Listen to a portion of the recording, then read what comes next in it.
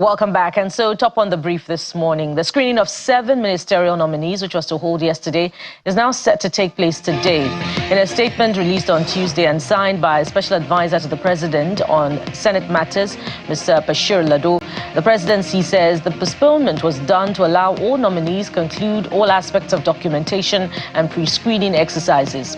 The House refers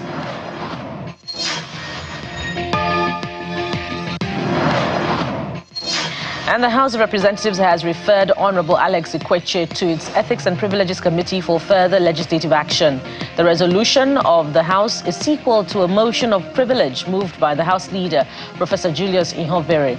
Honorable Ihonvere notified the House that Ikweche was caught in a video on Sunday assaulting a boat driver and threatening to make him disappear without consequences, which has brought the Green Chamber into ridicule by his conduct.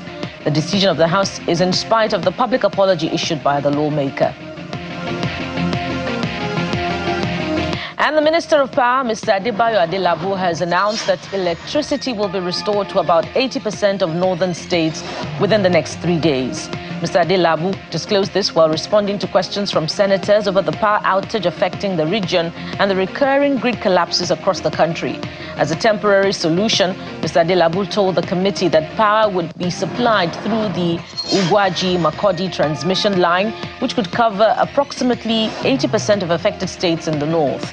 He further explained that efforts are underway to access the damaged grid with the assistance of security agencies, and once fully accessible, the damaged lines will be repaired, allowing for a complete restoration of power to the affected areas.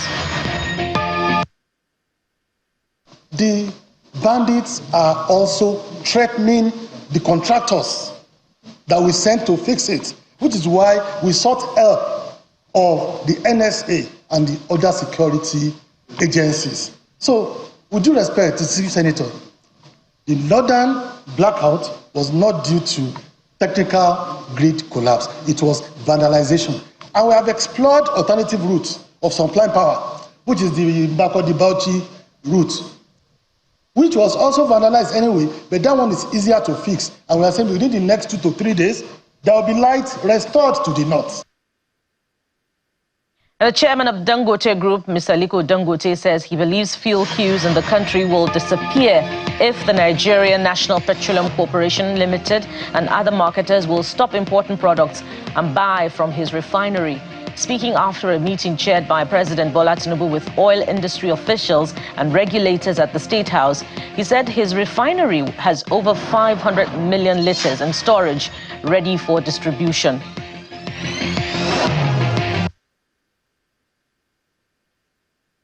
I have a refinery. I'm not in the business of retail. If I'm in the business of retail, then you hold me responsible. But what I'm saying is that the retailers should please come forward and pick. If they don't come forward and pick, what do you want me to do? That's nothing that I can do. So I am expecting either NNPC or the marketers to stop importing. They should come and collect. We have what they need. And, as they remove, I'll be pumping. I don't know whether you understand what it takes to keep 500 million liters inside our tank.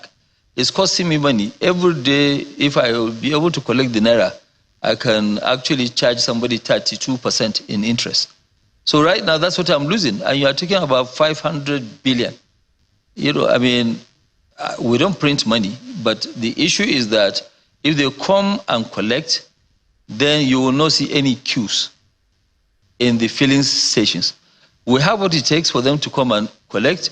We are not retailers. We also don't have trucks to send. We have a factory where we can load. If they come and pick, they will go and distribute. And they've been doing that with importation. So if they have been doing that with the importation, if it's true they are doing 55 million, I see no reason why they won't come and collect our own and distribute. And now to the state. The Osun State chapter of the All Progressives Congress has announced the immediate suspension of Rauf Aregbesola, a former governor of the state and former minister, pending the outcome of disciplinary proceedings against him. The suspension is sequel to a resolution by the Ilesha East Local Government Executive Committee of the APC, which requested disciplinary action against Aregbesola for alleged anti-party activities. The allegations leveled against Aregbesola include formation of splinter groups and parallel organs within the party, collaborating with opposition parties to unsettle the APC in Osun, and public outbursts against party leaders, including President Bola Tinubu. The committee believes swift action will restore party discipline and deter other members from engaging in such activities.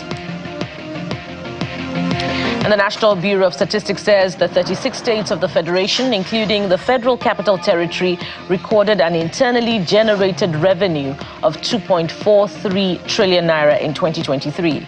The latest report released by the NBS notes that this IGR figure, which comprises two major categories of revenue, namely taxes and ministries, departments and agencies revenue, is higher by 26.5% to the 1.92 trillion naira recorded in 2022. A breakdown by the Bureau said Lagos, the FCT and Rivers State topped with the highest IGR. And on the other hand, Taraba State generated the least IGR in 2023, followed by Yobe, Kebbi and Gombe states. And the government of Chad is calling on the international community to step up support for counter-terrorism efforts in the Sahel after Boko Haram jihadists killed around 40 Chadian troops in a surprise attack.